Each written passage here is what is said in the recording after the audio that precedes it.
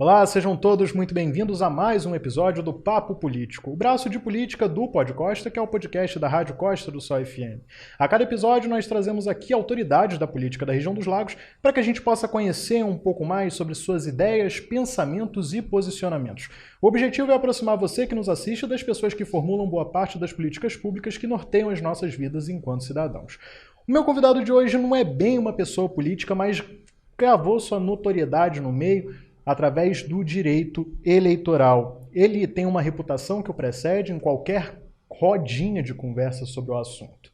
Meu convidado é advogado, Dr. Pedro Correia Canelas. Seja muito bem-vindo ao nosso programa. Olá, Luiz. É um prazer estar aqui na Rádio Costa do Sol. É um prazer estar com você, com toda essa audiência desse podcast. E espero não decepcioná-lo nesse papo de hoje. A gente vai falar um pouco, claro, sobre os casos que o Dr. Pedro advogou, também um pouco sobre dúvidas, do processo eleitoral, mas para começar, para além dessa autoridade no assunto, que é o direito, quem é o Pedro Canelas pessoa, O que você pensa de vida, de onde você veio? Queria que você contasse um pouco para a gente. Claro. Luiz, Pedro Canelas é marido da Júlia, pai do João e do Daniel, filho do Huguinho, que foi prefeito de Iguaba Grande, Rosângela, que é daqui de Araruama. Então, a minha vida foi nesse eixo Iguaba-Araruama, como é até hoje. E sou nascido e criado, posso dizer, nessas duas cidades, porque estudei em Iguaba, depois vim estudar em Araruama, já morei em Iguaba, já morei em Araruama, então esse é meu eixo. Meu município eu costumo dizer que é Iguaba, Araruama. E aqui tem uma longa história também. Na cidade da minha família, meu avô era dono do primeiro cinema que teve aqui na cidade, onde hoje é a Igreja Universal. Meu avô, pai da minha mãe, meu avô Carlos. Meu avô também era envolvido com o Clube Xadrez, que é um clube antigo da cidade, que tinha bailes de carnaval. Então, eu venho desse lado que tinha Meu avô era um cara que tinha essa abertura política, vamos dizer assim, mas indireta, porque nunca foi candidato a nada, mas ele sempre foi envolvido com a galera da política. Já meu pai, em Iguaba, foi prefeito, a minha avó foi vereadora, meu bisavô foi vereador, então tem uma veia política que eu escapei, mas indiretamente não consegui escapar. Eu queria ouvir, você falou um pouco sobre suas origens, e tal. Além de advogado, você também tem carreira como professor e como empresário. Eu queria que você falasse um pouco da conciliação dessas vidas, que são diferentes. Sim, Luiz, é complicado. Por isso que, assim, eu sou professor de Direito Constitucional e estou de licença desde 2021, exatamente porque não estava conseguindo conciliar trabalhar de manhã, trabalhar de tarde e trabalhar à noite e a família. Não consegui, então, infelizmente, eu não estou conseguindo dar aula, estou de licença, já tenho esses 3 anos, mas é uma coisa que eu sou apaixonado, é a docência, meus alunos, ex-alunos, até hoje tem um carinho gigante. E eu tive que fazer uma opção, por ter 2 filhos pequenos, eu falei, eu preciso dar uma atenção para eles em algum momento. E acaba que eu sacrifiquei o que eu fazia na parte da noite, que era da aula. Então, a parte empresarial, meu escritório, minhas outras empresas não tinham o que fazer. Então, infelizmente, estou de licença desde 2021, acho que é porque eu não tenho coragem de pedir demissão, porque é uma coisa que eu adoro fazer, é dar aula. Mas não é tarefa fácil, não. E com 2 filhos, tocar isso tudo, mas tem que tocar a vida, não tem jeito. E você tem notoriedade, inclusive, em sala de aula, Eu conheci pessoas que foram seus alunos, você é sempre muito elogiado. A gente vai falar um pouco mais sobre a questão dessa notoriedade que você adquiriu. Como você mencionou, você vem de uma família de políticos, Teve a avó que foi vereadora em São Pedro da Aldeia, pai que foi prefeito em Iguaba Grande. A ida do caminho para o direito eleitoral, você acha que foi natural? Foi uma coisa quando você escolheu, se especializar em uma área? Então, na verdade, eu sempre gostei de política, sempre acompanhei meu pai, na época de emancipação do município, tem até uma foto minha que é famosa, governador em 94, em cima do palco, no dia da assinatura da lei que criou o município de Iguaba. Meu pai participou muito disso, e então eu sempre gostei de estar próximo à política. Mas eu comecei a fazer direito com nada a ver com isso. Eu queria fazer concurso público. Então, até depois de me formar, eu me formei aos 23 anos e já passei na OAB aos 23 anos e não peguei a carteira, porque eu não queria advogar. Eu estudava para concurso público da Magistratura Federal e adorava aquilo, estar imerso naquele estudo. Só que a partir do momento que eu já tinha passado na OAB, começaram a surgir alguns problemas para resolver. Eu falei, vou ter que tirar a carteira para advogar. Foi assim. Não comecei a advogar por vocação, por nada. Eu tinha que resolver alguns problemas. E um desses problemas, no ano de 2012, era por conta da candidatura do meu pai na eleição. Então, eu tive que me desdobrar para começar a entender de eleição, direito eleitoral, para fazer uma defesa dele no registro da candidatura dele de prefeito em 2012. Então, foi por aí. Foi no susto. Só que eu me apaixonei pela matéria de uma maneira que em 2016 eu já fiz em mais municípios, 2020 muito mais municípios, porque é uma coisa apaixonante essa mistura do direito com a política, que é o direito eleitoral. Então foi bem por acaso mesmo, não foi uma coisa que eu escolhi, não tinha a menor ideia do que eu estava entrando, nada. Então fui jogado na fogueira ali mesmo e acabou que deu certo. E até hoje eu sinto frio na barriga disso, porque é tudo muito rápido no direito eleitoral. E isso também é que é o legal. Enquanto um processo, o que me fez apaixonar hoje até, posso dizer assim, enquanto um processo civil dura 10 anos, um processo eleitoral vai durar no máximo 1 ano. Poucos são os que duram 3 anos. Geralmente é 1 ano, 6 meses. E esse dinamismo me fez aquecer o coração. Eu falei, pô, é legal, naquele foco ali dos anos eleitorais é um negócio mais intenso, depois abranda e vem novos casos, você não fica se arrastando 10, 15, 20 anos carregando o mesmo processo. Então, esse conjunto de fatores me fez apaixonar pela área. Daqui a pouco a gente vai falar um pouco mais sobre esse dinamismo e viradas de mesa, que é um assunto interessante e recente. Você mencionou as eleições de 2020, foi uma eleição que os seus clientes saíram vitoriosos, Sim, né? Você sim. advogou para 5 dos 7 prefeitos eleitos na eleição de 2020 na região dos Lagos. A gente fala de José Bonifácio em Cabo Frio, de Lívia de Chiquinho aqui em Araruama, de Fábio do Pastel em São Pedro da Aldeia, Vantuil Martins em Guaba, Alexandre Martins em Búzios. Advogou também para Henrique Melman, Sim. em Arraial, que acabou sendo derrotado por Marcelo Magno. Mas como é que foi essa experiência de trabalhar com esses candidatos, né? Qual foi a dificuldade dos processos? Como é que foi estar nessa área, envolvido ali ativamente nessas campanhas? Olha, essa advocacia eleitoral no período da campanha aproxima muito o cliente do advogado. Então, assim, a gente que meio que entra na campanha e não só no processo ali, você acaba se envolvendo politicamente um pouco em cada município.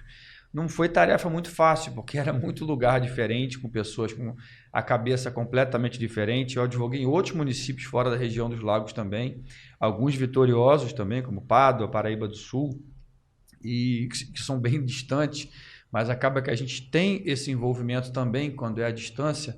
Mas a experiência foi maravilhosa, porque você aprende um pouco sobre cada pessoa, sobre cada perfil. Cada político tem um jeito e cada um ganhou a eleição por um determinado fator ou um determinado conjunto de fatores que não necessariamente são iguais em cada município. O que fez o Fábio ganhar em São Pedro é diferente do que fez o Vantuil ser reeleito em Guaba, que é diferente do que fez a Lívia ser reeleita em Araruama. Enfim, é uma experiência interessante estar nessa grande diferença entre as pessoas, você vê como é cada um e você chega à conclusão que não existe uma receita de bolo para ganhar uma eleição, né? Mas aprender um pouquinho com cada um foi enriquecedor para caramba, 2020. E aí você teve alguns processos de indeferimento de candidatura, né? Imagino que seja um tanto quanto desafiador, né? Lidar com isso, às vezes. Eu lembro que o de Cabo Frio, em específico, foram vários. Era um pedia de um, outro pedia do outro. Teve ali um embate judicial bem pesado, né? Entre o José Bonifácio e o Dr. Serginho. Mas foi tranquilo, né? Deu para... Então, ali a gente conseguiu... o José Bonifácio ganhou a eleição nas urnas, mas ele tinha tido seu registro de candidatura indeferido pelo TRE do Rio de Janeiro. Então ele foi para as urnas com registro indeferido. Não, minto, ele foi indeferido depois, foi depois da eleição. E a gente conseguiu um recurso para o TSE, que no dia, eu lembro até a data, dia 19 de dezembro de 2020, a gente conseguiu o deferimento do registro dele, já tinha passado até a data da diplomação, ele foi diplomado depois e tomou posse no dia 1º de janeiro certinho. Mas o direito eleitoral, o coração do direito eleitoral são essas inelegibilidades, é exatamente isso que é o tema mais sensível do direito eleitoral, porque a pessoa que às vezes está inelegível, ela jura de pé junto que está elegível. E às vezes o cara está elegível e o adversário jura de pé junto que ele está inelegível. Então isso é o que torna, pelo menos na minha visão, o que eu mais gosto de advogar é na parte de registro de candidatura. Por isso, é legal pra caramba. E o Zé foi isso. O Zé ganhou a eleição, tomou posse, mas ele tinha sido indeferido pelo TRE do Rio de Janeiro. Nós conseguimos virar no TSE. A mesma coisa aconteceu em Paraíba do Sul. Em Paraíba do Sul, a prefeita foi indeferida no primeiro grau, foi indeferida pelo TRE por unanimidade e nós vencemos no TSE por 5-2. Também no dia 15 de novembro, de dezembro, se eu não estou enganado. Aliás, do Zé Bonifácio eu falei 19 de novembro, não, 19 de dezembro. Foi o último dia antes do recesso. E Paraíba do Sul foi a mesma coisa, conseguimos o deferimento dela, tomou posse, tudo certinho. E a justiça eleitoral tem uma característica diferente das outras justiças. A jurisprudência é algo que funciona bastante no direito eleitoral. O que o TSE decide numa eleição de 2022 certamente vai ser aplicado em 2024, porque tem um princípio da segurança jurídica que é aplicado a isso, a anterioridade do artigo 16 da Constituição. Então, a gente, quando acompanha a jurisprudência, consegue dar uma solução jurídica para um determinado candidato assim, olha, no TSE você ganha. Só que, às vezes, o juiz e os desembargadores do TRE não têm tanto essa deferência à jurisprudência do TSE. Mas a grande beleza é essa. Quando a gente se ancora no TSE, eles são o último a decidir, a gente acaba tendo essas vitórias em última instância. E nisso a gente vai falar sobre um sufoco recente, que foi o caso do prefeito de Búzios, o Alexandre Martins. Eu queria te perguntar o que aconteceu ali, como é que foi a experiência de advogar nesse processo. Eu imagino que tenha dado um nervosismo, né, com tudo que aconteceu. Foi um processo que se arrastou por anos, né, teve derrota em primeira instância, derrota em segunda instância, chegou no TSE, a ministra foi lá, monocraticamente afastou, e acabou sendo revertido isso por um placar de 4-3, apertado, suado. Eu queria que você falasse um pouco pra gente sobre esse processo como um todo, como é que ele começou, o que aconteceu ali. Luiz, a história desse processo eu sempre chamei esse processo de aberração jurídica. Algumas pessoas não gostam que eu fale isso, me criticar, mas as coisas têm que ser chamadas pelo nome. Esse processo é uma aberração jurídica. Um carro de uma pessoa foi abordada na rua por uma dita operação anônima, uma denúncia anônima, e os policiais militares pararam esse carro. Dentro desse carro tinha R$6.000 dentro de um porta-luva. Em outro lugar do carro tinham 6 panfletos do Alexandre. 6, era isso, esse é o fato. Aí tinha uma determinada planilha de gasto que estava dentro do carro, uma planilha que estava como proposta de governo. E com base nisso que encontraram, julgaram supondo que o que estava na planilha tinha sido gasto e só tinha de fato o que foi encontrado. Só encontraram 6 mil? Pô, mas aqui está falando que tinha cesta básica, não sei o quê. Não foi encontrado nada porque já foi distribuído, então só tem os 6 mil, mas tudo que está na planilha é verdade. Esse foi o fato. É isso. Assim, julgou um negócio, como disse o ministro Alexandre de Moraes até ao votar, é coisa que parece, mas não é. Pode parecer que aconteceu aquilo, mas não tem prova de nada, porque efetivamente não aconteceu. Então, o fato foi simplesmente esse. 6 panfletos estavam dentro do carro de um terceiro que não tinha nada a ver com o Alexandre. E um dinheiro, R$6.000 dentro de envelope bancário, que essa pessoa que foi apreendida com o dinheiro disse que o dinheiro é dinheiro dele, que ele era empresário do ramo, se eu não me engano, de locação de ferramenta, e que toda sexta-feira ou sábado o empregado dele, que foi testemunha no processo e confirmou, recolhia o dinheiro que estava em espécie e entregava ao patrão. Ponto final. Tudo isso está comprovado nos autos. mas por algum motivo, em primeira e segunda instância, prevaleceu a narrativa da suposição. Bom, pode ser que tenham entregue as cestas básicas, pode ser que tenham comprado voto, pode ser que... E caçaram um prefeito eleito por isso, assim. Por isso que eu sempre chamei isso de aberração jurídica. No TRE do Rio de Janeiro, a gente quase conseguiu virar, foi 5-2 lá, a gente perdeu por 5-2. E a nossa dificuldade no TSE é que no TSE o tribunal não tem a liberdade de analisar toda a prova, como o TRE tem. Porque na instância superior, ou terceira instância eleitoral, eles só analisam o que está no acórdão. Então, a gente ganhou de 4-3 porque certamente não aprofundaram o que estava no processo, porque não pode. Em recurso especial eleitoral, o TSE analisa o acórdão e o conjunto probatório sem entrar a fundo nas provas. Mas eu tenho certeza que se isso acontecesse, a gente ganhava de 7-0 lá. Mas, enfim, são coisas do direito. O juiz de primeiro grau entendeu que tinha prova daquilo, o TRE prevaleceu que tinha prova daquilo, mas o TSE prevaleceu que não existiu prova, porque realmente é um conjunto probatório horroroso para se caçar um prefeito, e ainda mais como foi feito. A ministra deu uma decisão monocrática que afastou o prefeito do cargo. Isso não é comum, não é comum. Em geral, quando o prefeito está no mandato, o plenário que delibera sobre isso. Então, eu tenho certeza que foi uma coisa que o gabinete depois deve ter repensado, depois do julgamento, porque o prefeito ficou 75 dias afastado da cadeira por conta de uma canetada monocrática. Ele já estava no cargo. Então, assim, o processo eleitoral tem essas coisas. Assim, uma canetada tirou um prefeito quase 3 meses da cadeira, botou um prefeito interino que já mexeu no governo todo. Mexe com muita coisa. No último ano de gestão. No último ano de gestão. Teríamos 2 eleições, uma domingo que passou, domingo dia 28 teria uma eleição, 28 de abril, e outra em outubro. Então, assim, é uma coisa completamente louca. E um município traumatizado.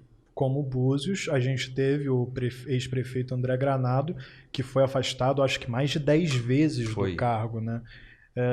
Inclusive, só um parênteses, eu tive em Búzios fazendo pesquisa uma vez, e aí, quando você perguntava para a população, eles falam, a principal queixa era a instabilidade. Você dorme, você não sabe quem é o prefeito. Exatamente. Você acorda e não sabe porque troca.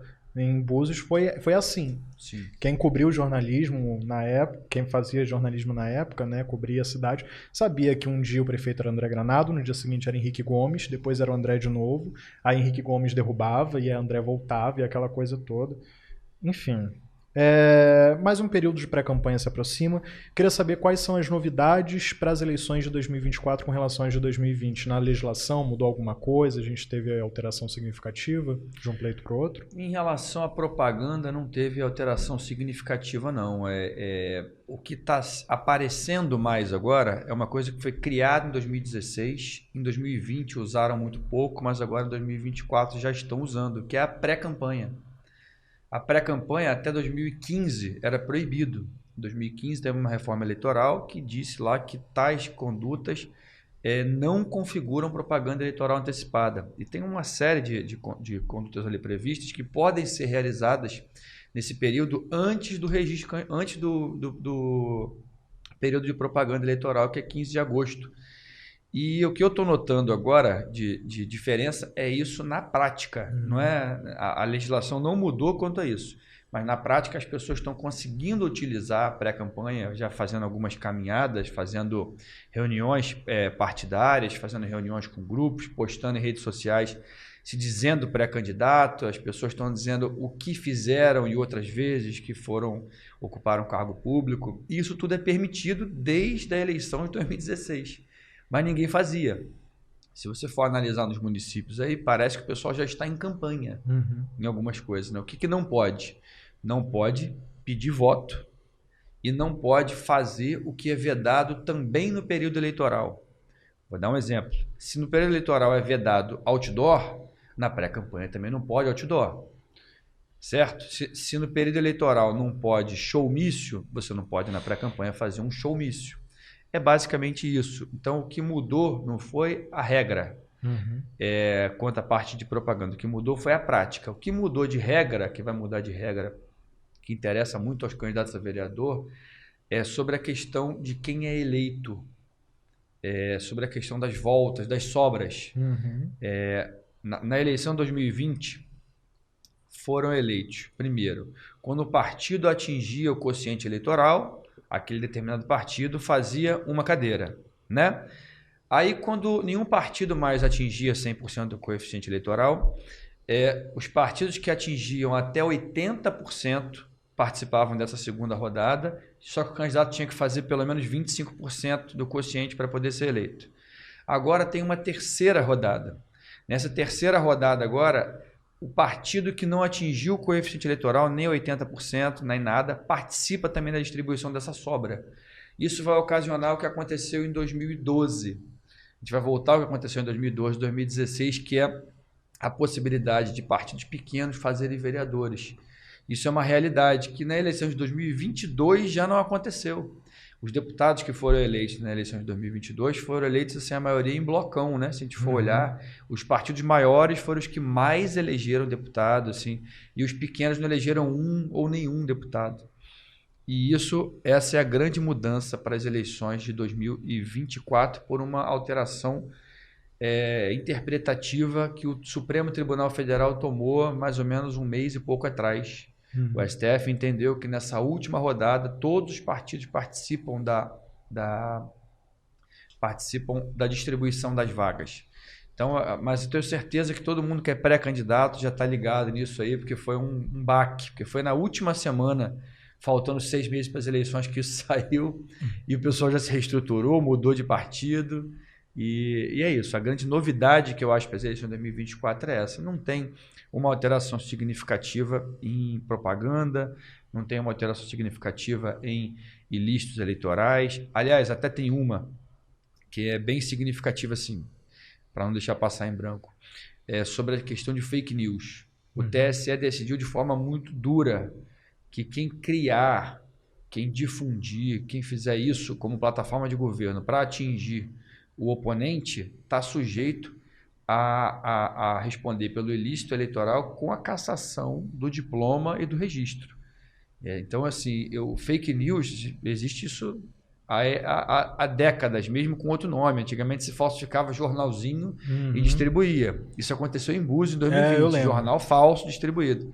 Mas hoje, modernizado, quem fizer isso e quem fizer, por exemplo, inteligência artificial que cria... a pessoa bota eu falando aqui sem ser eu falando, dizendo outras coisas. Né? Deepfake, isso aí. Isso, se descoberto, é cassação do registro. O TSE decidiu nesse sentido e eu concordo, porque eu acho que vai ser um caos esse ano nessa parte de fake news. Nessa questão que você mencionou do recálculo das sobras, você acredita, com base na sua experiência, que isso afeta em cheio os municípios da região dos lagos, ou você acha que isso vai ficar mais suscetível a mudar alguma coisa em grandes centros onde o número de vagas é maior? Não, aqui também, nos municípios da região dos lagos também, porque os partidos, assim, vamos imaginar que o coeficiente eleitoral seja 1.000 votos. 80%, que é o que seria a segunda rodada, seria 800 votos. Aí se tem um determinado partido que atingiu 750 votos, ele ficaria de fora. Aí agora ele participa dessa última rodada. E às vezes desses 750 votos, um candidato só teve 600, por exemplo, 500. E isso é muito voto.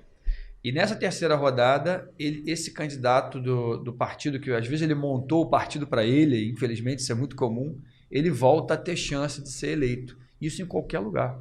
Em qualquer lugar. Para você ter uma ideia, tem uma questão que está sendo discutida no TSE hoje, que é um caso que envolve o deputado Conte Bittencourt. O Conte Bittencourt teve 40.000 votos e ele não entrou para deputado estadual, porque um candidato do partido dele que teve 8.000 votos foi indeferido. E isso ainda está pendente. Então, se esse candidato for deferido, os 8.000 votos contam para a legenda e a federação que é a cidadania com o PSDB faz uma cadeira e o Conte entra. Aí sai o outro deputado. Eu estou comentando isso porque as pessoas podem achar que isso é alguma coisa teórica, mas isso é tudo na prática, tem efeito prático. Às vezes falta 1, 2 votos para se atingir a legenda. O que aconteceu com o Conte? O Conte faltou, sei lá, 500 ou 1.000 votos. E esse deputado com 8.000 votos, os votos dele valendo, muda a legenda toda. E aí você vê, mexe na configuração até da LERJ, né? Que é um... Exatamente. Sai um deputado, se eu não me engano, do PL. Que eu acho que fez 14 cadeiras. Isso aí. Sai ele e entra o Conte. E olha como é que são as coisas também. Aumenta o coeficiente eleitoral com esses 8 mil votos valendo.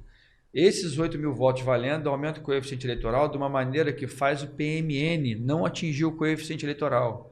Ou seja, o deputado Fred Pacheco perde a cadeira também. Que loucura. Que loucura. A gente vê que é tudo muito dinâmico, como você mencionou no começo da entrevista.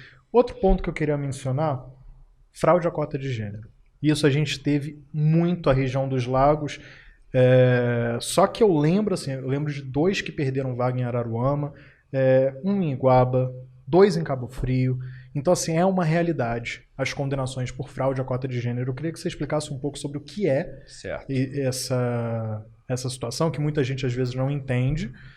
E a que o senhor atribui esse tipo de crescimento desse tipo de condenação de forma exponencial, a ponto de mexer profundamente com as configurações de Câmara aqui na nossa região? Sim. Fraude à cota de gênero é uma... Aliás, tem que explicar a cota de gênero antes, né? Existe na legislação eleitoral uma norma que determina que em cada partido, pelo menos 30% das vagas deve ser atribuída a um gênero e 70% a outro, pelo menos 30%.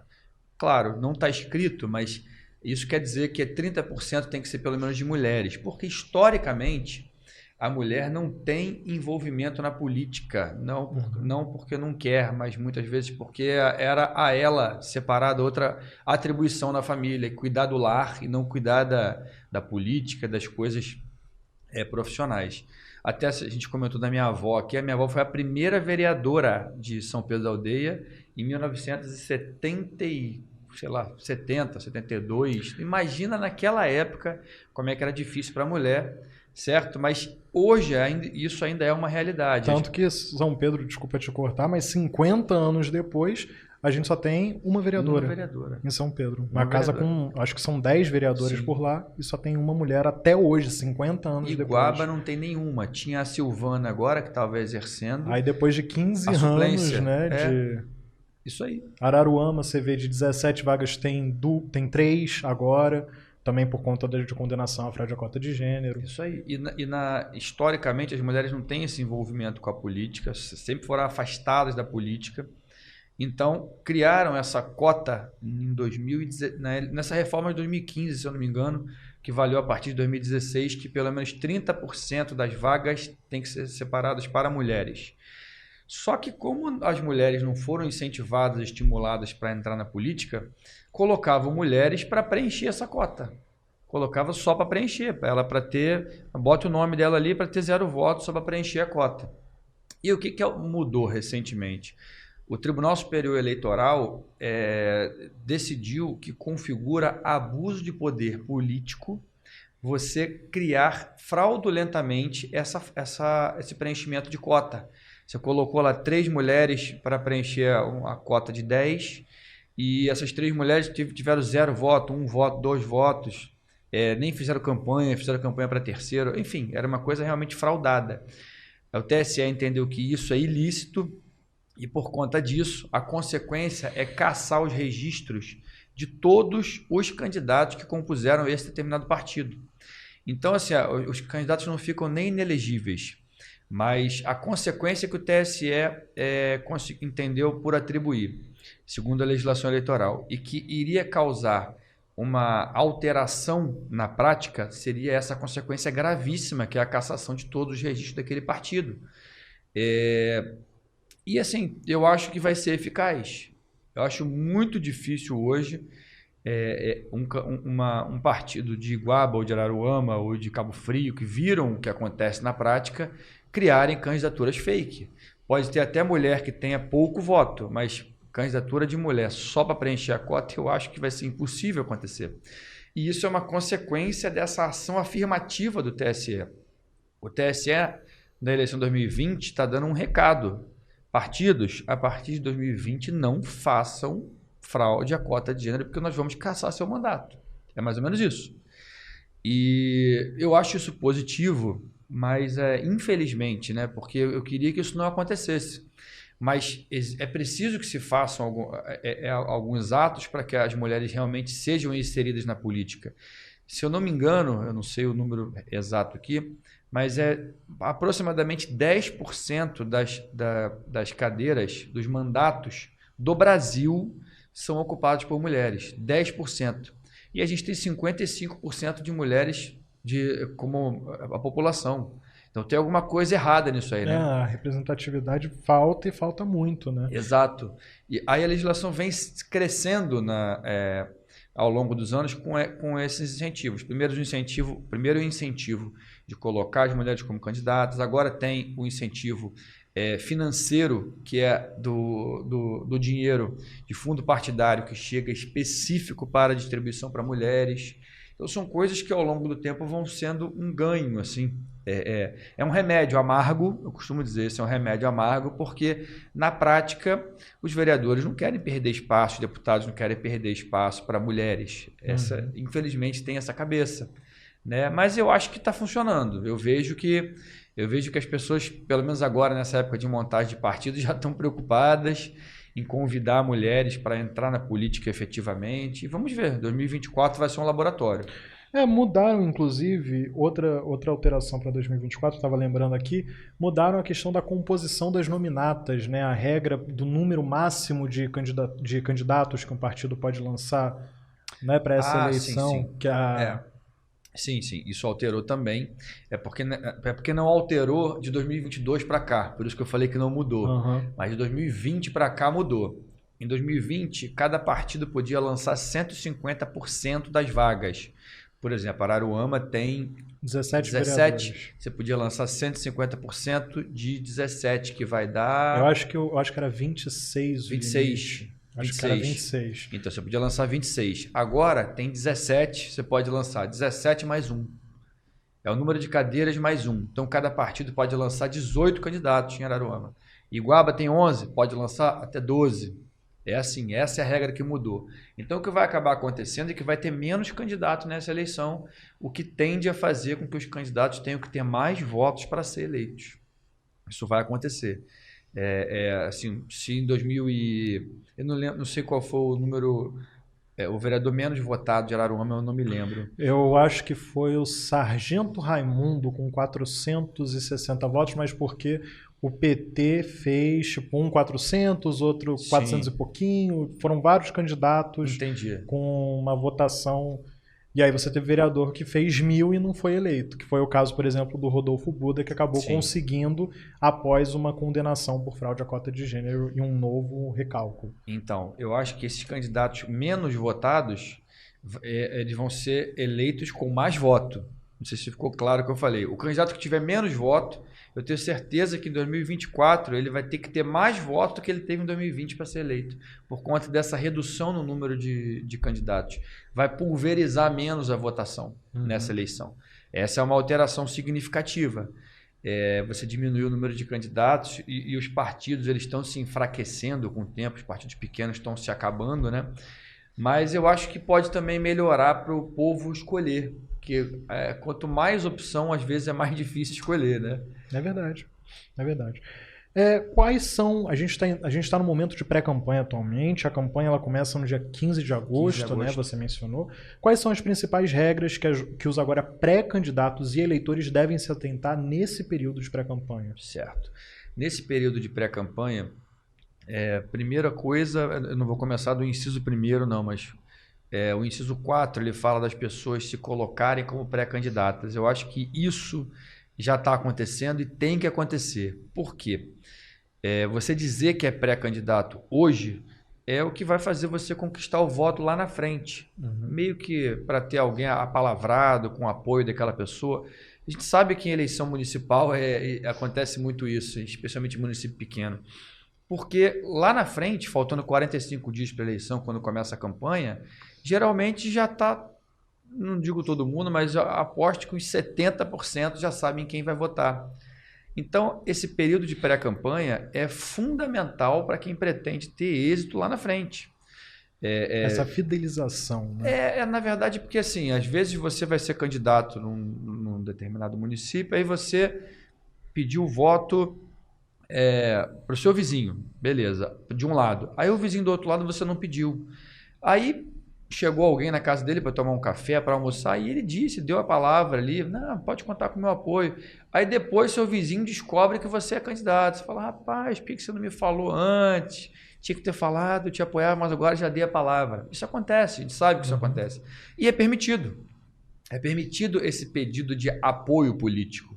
É permitido a pessoa se colocar na internet, sou pré-candidato, vim no podcast que sou pré-candidato a prefeito, a vereador. É plenamente permitido. As pessoas podem fazer reuniões, pequenas reuniões. Os partidos podem fazer prévias partidárias para ver quem vai ser candidato. Isso tudo está liberado, está legalizado na pré-campanha.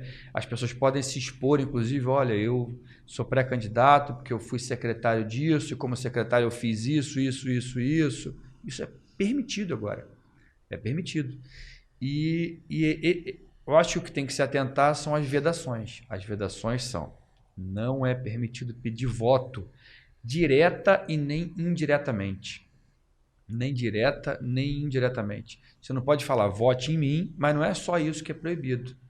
Você pode falar, olha, tem o que o TSE chama de magic words, ou palavras mágicas que acabam induzindo ao voto ali, aperta tal na urna, isso tudo também não é permitido. Mas o pedido de apoio é permitido. Conto com o apoio de vocês, isso é ok. A questão também do impulsionamento de conteúdo na rede social tem que se atentar. Tem um caso que está pendente de julgamento, conhecido, o caso do senador Sérgio Moro.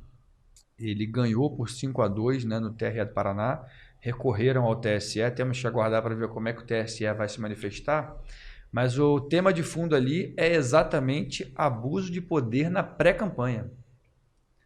Excesso de gasto na pré-campanha. Que ele ia ser candidato à presidência, então teve um gasto que era para aquela função, e aí depois acabou saindo como candidato ao Senado, que tem um teto muito menor. Muito menor. Exatamente, né? Isso. Então, é isso que eu não posso dar uma opinião sobre o caso está em julgamento ainda, mas é isso que o TSE vai decidir. E esse caso vai ser paradigmático.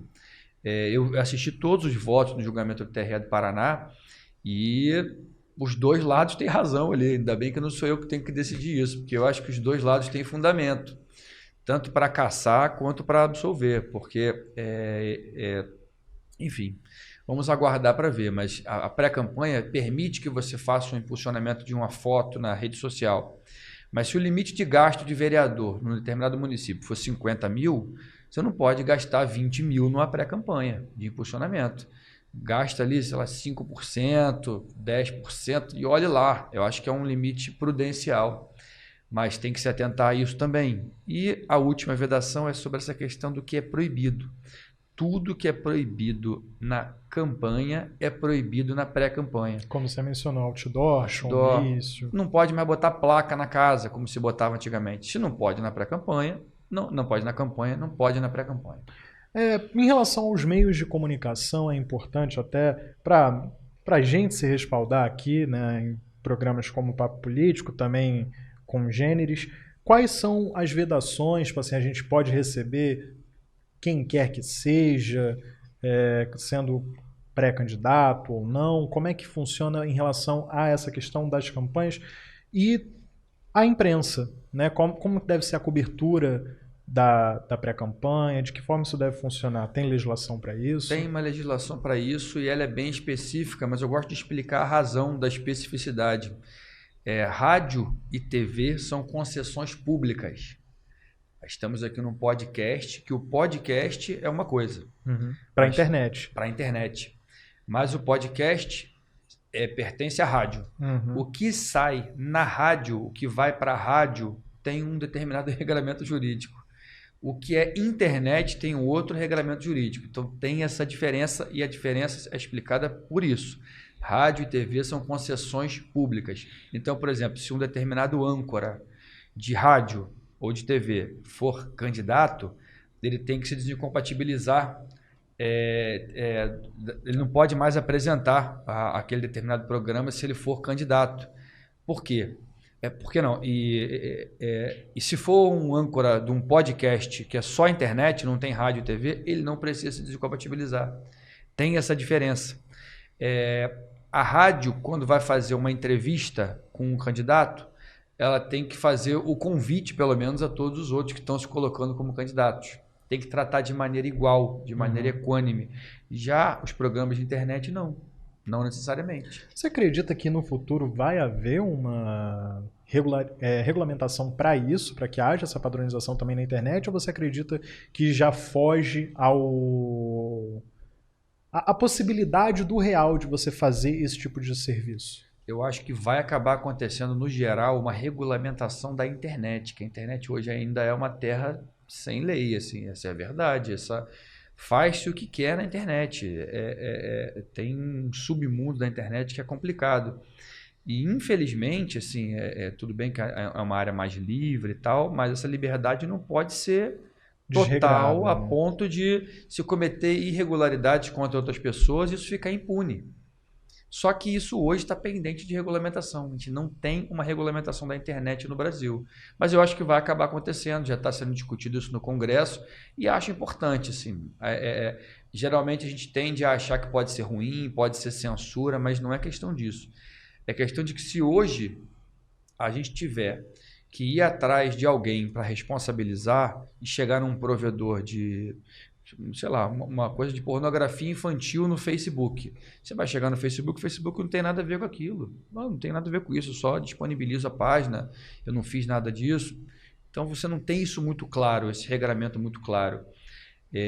Enfim, acho que vem para o bem, não é fácil, porque a gente está lidando com um direito fundamental, né, que é essa liberdade de liberdade de expressão, liberdade de imprensa, mas é algo que é necessário, porque pode ser que tenha um determinado podcast, por exemplo, que entrevista de forma aparentemente imparcial só um candidato, mas aquilo está sendo direcionado de uma maneira. Isso a gente sabe que acontece ou pode estar acontecendo. Então isso não é bom, porque desequilibra o pleito eleitoral. Ainda mais que hoje em dia é uma realidade diferente, porque assim, você tem, por exemplo, no Brasil, mais celular do que gente. Sim. Né? Então todo mundo tem acesso a Sim. celular, de modo geral. Assim. Sim. Você falou de desincompatibilização, queria que você falasse um pouco sobre esse processo, né? Porque ele existe, a gente vê principalmente que chega mais fácil para a gente dos secretários, que deixam o cargo, aquela coisa toda, a gente já está acostumado a isso, mas ela envolve também, como você falou, profissionais de rádio e TV e também outras áreas, né? Queria que você falasse um pouco para a gente quem precisa deixar o cargo, os cargos que ocupa, tanto no setor público quanto no setor privado, né? Como você mencionou de rádio e TV, e por que tem essa necessidade? E quais os prazos? Então, essa última pergunta dos prazos vai ficar em aberto e você já vai entender por quê. Existem 3 prazos: 6 meses antes da eleição, 4 meses antes da eleição e 3 meses antes da eleição. Esses 3 prazos. E a legislação ela não é tão clara assim sobre qual cargo que é quando. Por exemplo, me fizeram um questionamento esses dias de um cargo de coordenador. Aí quando você vai buscar na legislação, não existe o cargo de coordenador. Então, qual é o prazo? Não existe esse cargo previsto lá.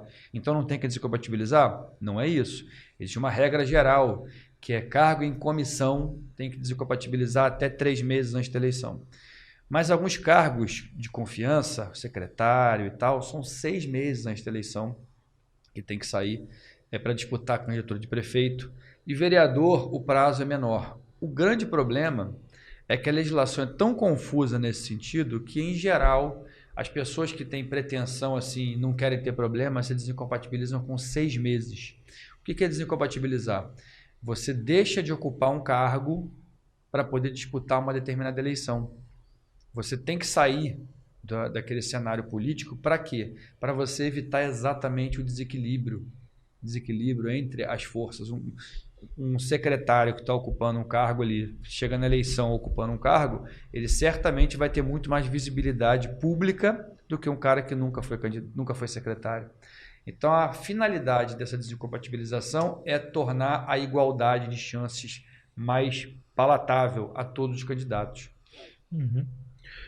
Eu queria saber, existe uma questão na inelegibilidade que as pessoas precisam ficar atentas, e agora a gente vai para uma eleição que ela é um pouco mais simples porque são só 2 cargos, que é a questão, um dos conceitos para você estar elegível para um cargo no legislativo, por exemplo, é você não ter ocupado o executivo nos 6 meses anteriores à eleição. Sim. Em casos, por exemplo, como, eu vou citar aqui o nome, porque é de notório saber, Rafael Aguiar estava como prefeito de Búzios, interino, Sim. até pouco tempo atrás, até o mês de abril, ou seja, ele passou desse prazo aí, desse limite de 6 meses. Em casos como o dele, ele fica inelegível para vereador nas eleições de outubro ou não? Ele pode vir a ter problema na candidatura dele, sim. Ele vier candidato a vereador. Pode vir, eu não posso dizer que ele vai ter, porque a minha atuação, até porque eu atuo, né? Eu sou parcial para falar isso, porque eu atuo lá. Mas em casos como o dele, né? Tipo sim. assim, eu dei um exemplo para ficar mais fácil de entender a pergunta, mas no caso de uma pessoa que ocupou uma chefia de executivo, nos 6 meses anteriores ao pleito, ela fica inelegível pela legislação? Até por conta disso que, às vezes, quando vai ter uma eleição nacional, uma reeleição de presidente da República, quando viaja o presidente, o vice-presidente, o presidente da Câmara, o presidente do Senado, aí quem assume a presidência é o presidente do STF. Por quê? Porque se algum desses presidentes assumir a presidência da República por 1 dia, 2 dias e tal, dentro dos 6 meses antes da eleição, ele fica inelegível para outros cargos, só pode disputar aquele cargo que ele ocupou. Eu lembro até uma crítica que o hoje senador Mourão fez, né, nesse sentido, que ele falou que era um desperdício de dinheiro, que ele teve que sair do país, porque o Bolsonaro, na época ele era vice-presidente, o Bolsonaro saiu e ele queria concorrer ao Senado, aí ele teve que sair também. É isso, é exatamente isso. Próximas datas do calendário eleitoral que a gente tem que ficar de olho, quais são? Está fechando agora, confesso que eu não gravei o dia, mas nesse mês agora de maio, fecha o cadastro eleitoral, os eleitores... Dia 8. Dia 8, né? Maio. Então, eu não sabia se era 8 ou 6. Dia 8 de maio, quem não tirar o título até o dia 8 de maio não tira mais para votar nessa eleição. Então, a gente até vê que os TREs estão fazendo cheio de fila aí, porque as pessoas deixam sempre para a última hora, não tem jeito. Então, eu acho que o período, a próxima data mais importante daqui para frente, eu acho que é essa. 8 de maio, que é daqui a daqui 2 dias. Já nessa semana, na quarta-feira, termina o prazo. Então, assim, isso é o que o povo tem que se atentar. E próximas datas são a partir de julho, começam as convenções partidárias, começo de julho. E a campanha, meio de agosto, porque nesses primeiros dias tem as convenções, os partidos vão escolher quem são os candidatos, que já têm que estar afiliados e com tanto a filiação quanto o domicílio eleitoral no município que pretendem disputar a eleição. Isso já passou. Desde o mês passado, né? Desde o mês passado. Isso já passou. E os próximos prazos mais importantes que eu considero no curto prazo são esses. E é isso, já está aí, né? A eleição de outubro já está chegando. Já estamos em maio.